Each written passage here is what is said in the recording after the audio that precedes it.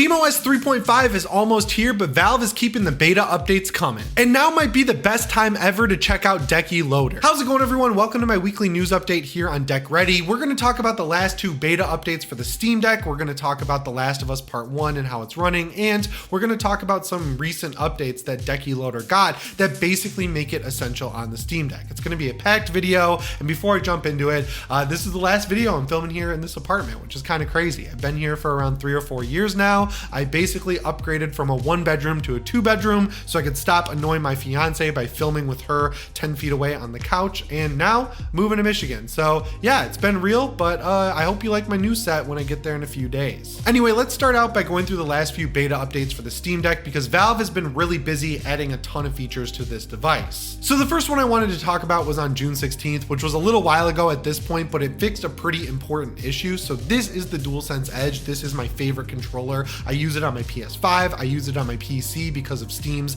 input wrapper thing. I can use it in pretty much any game, which is awesome because a lot of games, they do support the regular DualSense, but they don't support the DualSense Edge. Steam makes that super easy, and a lot of games these days know you're using Steam input. So they put an option in their menus that let you pick what button options are shown between Xbox and PlayStation. The last game that I played that did this was Dead Island 2, and I really appreciated it. But because this controller has issues, you might have noticed that if you were using it on your Steam Deck in dock mode, or if you just had it on a little stand, it was causing stuttering on the device. This video is sponsored by NordVPN. No matter what device you're on, NordVPN is super easy to use and you can connect with one click. Or if you don't want to click at all, you can enable auto connect and it'll connect with 0 clicks. And if you're worried about speed, you shouldn't be because NordVPN has been tested and it is confirmed to be the fastest VPN out there. If you're a more advanced user, you're going to want to know about 2 things. First, their automatic kill switch, which if your VPN drops connection at all, your device will automatically be blocked from accessing the internet. And their double VPN will route your traffic through 2 VPN servers to get double the encryption. And for all you gamers out there, you're going to want to take advantage of Nord's ability to let you switch your country and play games that aren't available in your home country. And you'll always know you're gaming securely because Nord can stop DDoS attacks and it'll stop you from going to websites that are infested with malware. When you're ready to try NordVPN, use my link down in the description or type in the link that's on screen right now for an exclusive deal, and you can do it with complete peace of mind knowing that Nord has a 30-day money-back guarantee. Once again, huge shout out to NordVPN for sponsoring this video. I mean, over on the Windows side, we deal with stuttering constantly in pretty much every game out there. I just want to point out, Dead Space has been out for months now and EA has completely abandoned it. They have barely fixed any of the stuttering and they have basically abandoned the game, and patch 6 just came out for Jedi Survivor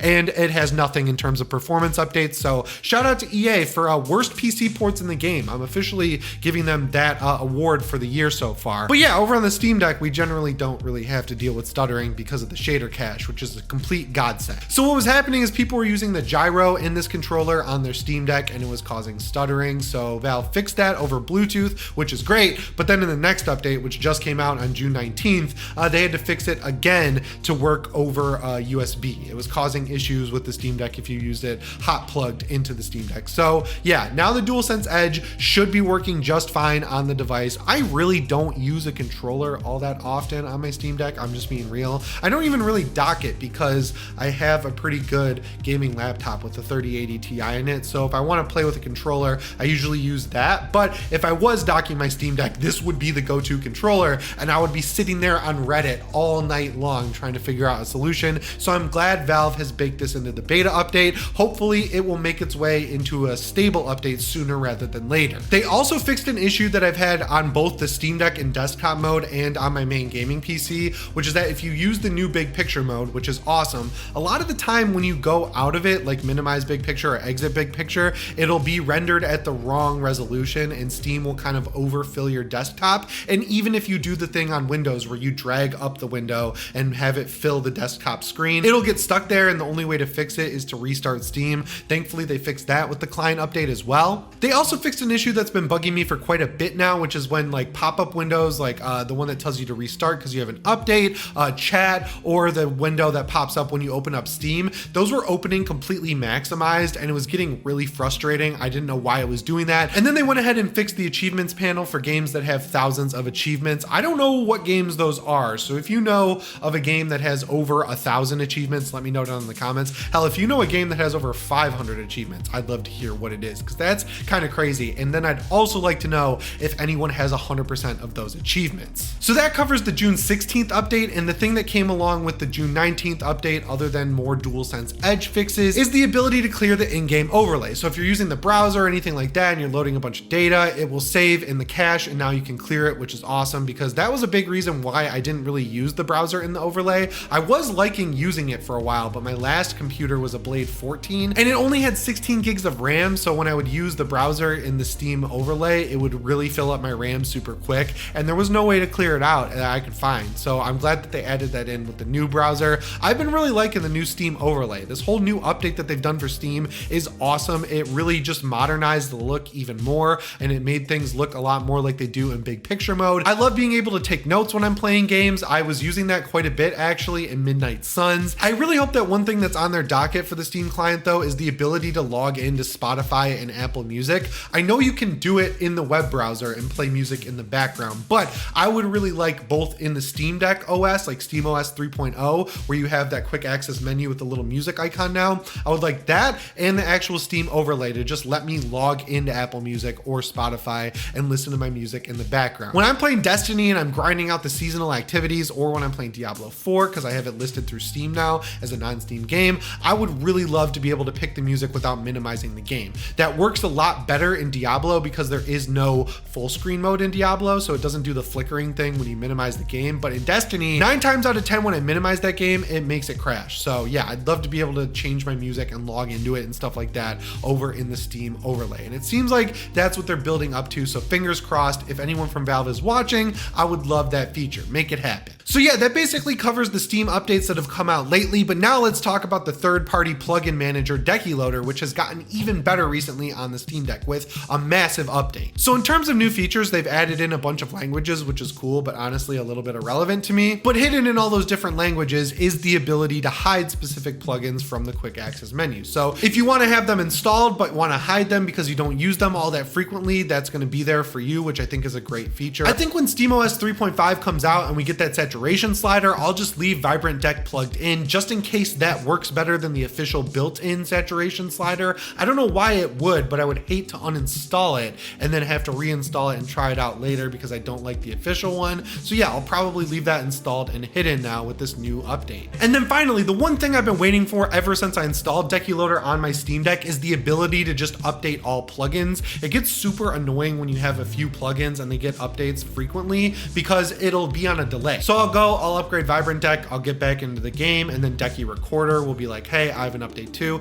and then the next update will come up as a notification, and it just keeps going on and on and on. I've been thinking for a while now that I would love the ability to just update everything all at once. I'm glad that they added that feature in, and I think it's really cool that in the patch notes they give credit to who actually comes up with these updates. So yeah, back when Decky really started to be a thing, I wasn't the biggest fan of it, mainly because it was dropping performance in quite a few games. Like I noticed it specifically in Final Fantasy VII Remake Integrate, but they fixed that pretty quickly, and now I think it's kind of like a must-have for the Steam Deck. You can install themes, like custom themes for SteamOS 3.0 that people have made. I haven't really messed around with that too much because honestly, this is like the one OS navigation system, if you want to call it that I actually like just fine out of the box. I also really do like though the plugin that allows you to show the Proton DB rating for a game in that game's art, and also some other ones like the plugin that shows you how long it will take to beat a game, like it pulls directly from how long to beat. So if you just got a Steam Deck, like you saw my ROG Ally video and you took my advice and got a Steam Deck instead,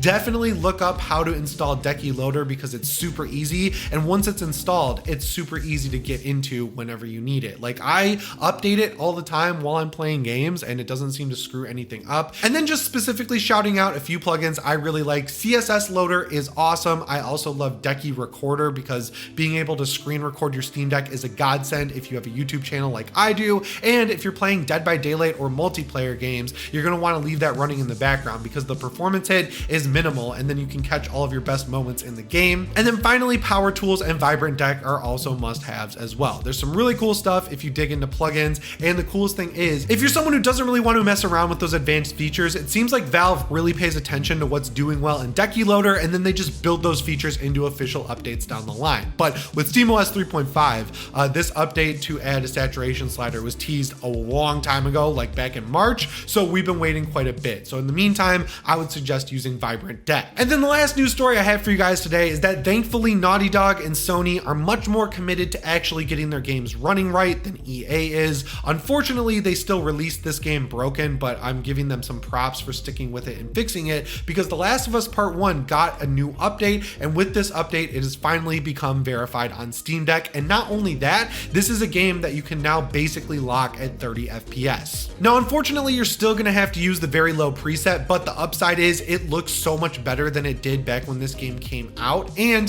the whole process of installing the shaders didn't take long at all. I said I wasn't going to buy this game until it was actually fixed, and now that it seems like it was fixed, I was totally happy to pick it up on Steam. And from what I've heard, one of the most taxing moments in the entire game is the whole crash sequence. Even though it's a little less crazy than a plane crashing like in the TV show, it's still got quite a bit going on. So I tested that out, and it runs at pretty much a locked 30 at 800p very low settings. Now this is a totally acceptable visual qualities preset for me on this game, because I played this game every single year since it came out on first the PS3, then I got it on the PS4, and I played that version of it on the PS5 even when that came out, always around Halloween. And then of course when The Last of Us Part 1 came out on PS5, I got it day one and I played through it once again. The Part 1 upgrade, while it doesn't change much in terms of gameplay, it is such a cool graphical upgrade that it really makes the game look and feel a lot more like The Last of Us Part 2. And for that reason, since also it is one of my favorite games of all time, I felt like it was worth full price. That's not the case with the Steam version. I don't think it's worth that price at the very low preset unless it's literally your only option. If you're gonna pay full price for this game, I would do it on PS5 and then wait for a sale on the Steam Deck for a second playthrough, because while yes, I did just say it is very playable on the Steam Deck at the very low preset, it doesn't hold a candle to how amazing this game looks over on the PlayStation 5 running in even the performance mode. It just looks absolutely incredible. And when I was playing it, I had 0 bugs and 0 frame dips throughout the entire game. So my suggestion, even though it finally works, and I want to give them props for making it finally work, is that if you have a PlayStation 5, pick this game up on PS5, play through it, and then by that time we'll have a summer sale or a Halloween sale or even a Thanksgiving sale, because it's a pretty long game, and then you can pick up The Last of Us Part 1 on a discount, because Sony for some reason is doing some pretty healthy discounts lately on the Steam Deck. So yeah, once again, I want to give Naughty Dog, Iron Galaxy, and I guess Sony a big shout out for sticking with this game and getting it running. I think Naughty Dog understands the mistake they made by releasing it unfinished. They got dragged through the coals for that one, but there's just so many worse ports these days, between Dead Space when it launched, Jedi Survivor still just being an absolute top 10 disaster on PC, and then even this game that I got that I was just positive would run well, the PGA game that EA just put out, it runs like on the Steam Deck and it runs like 3080 Ti PC, which is a huge bummer. I don't know why studios feel okay releasing products this unfinished, but I hope it's a practice that changes more as more people get upset about it. I hate stuttering and I hate unfinished games. But yeah, that's my news update for the week. Let me know what you think down in the comments below, and remember to subscribe and set your notifications to all if you haven't already. As always, my name is Jimmy Champagne. I'll see you in the next one. Thanks for watching, and shape on.